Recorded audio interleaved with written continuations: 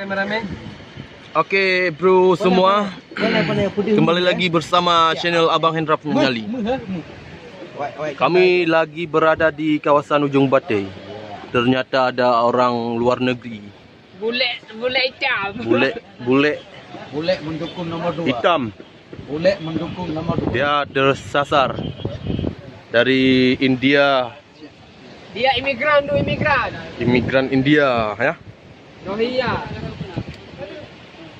Inilah yang dinamakan bule made. Bro. Bro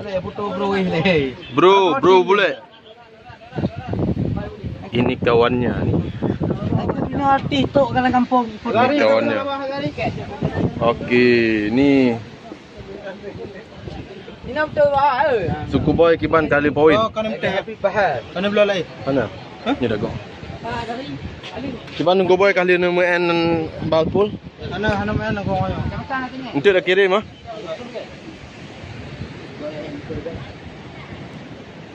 Lari pagano lari. Lari.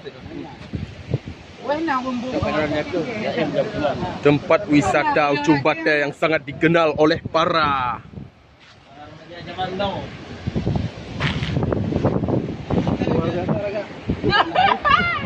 Iya.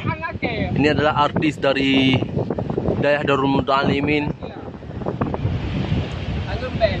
Kangen band bersama Asahan.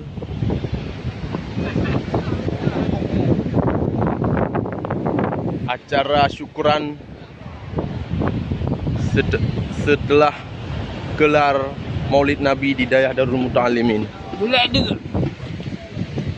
Maka dengan izin Allah kami sudah berada di kawasan wisata Ujung Batai yang sangat dikenal oleh para luar negeri.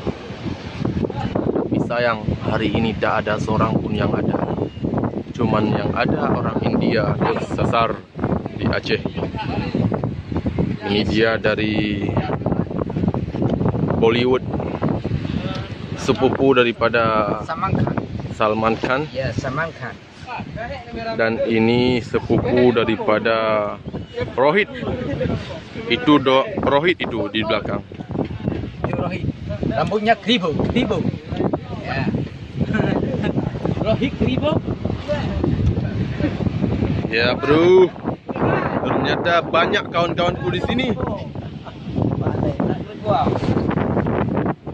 Ada yang membersihkan bawang merah.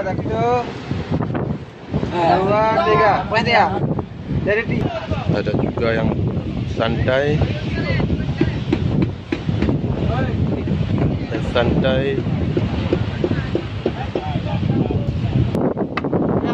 Oke bro semua ya.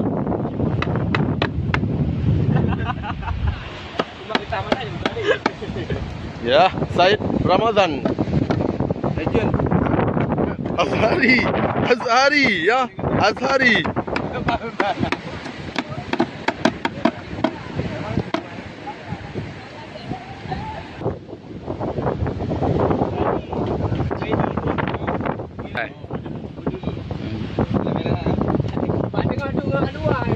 Ini adalah orang India. Yes. Tersasar dia sini. Ya, dia tidak tahu jalan pulang lagi. Adi, malah tengah dalam dunia nyata. 2 tahun dia udah di Aceh. Tidak bisa pulang lagi karena dia sudah Patah bot. menipis. Patah bot. Oke. Ini India. YouTube nak dapat puang ke. Prabowo Sandi. Kalau menang Prabowo, kita menang. Ya. Ya, menang Jokowi. Ada rumah.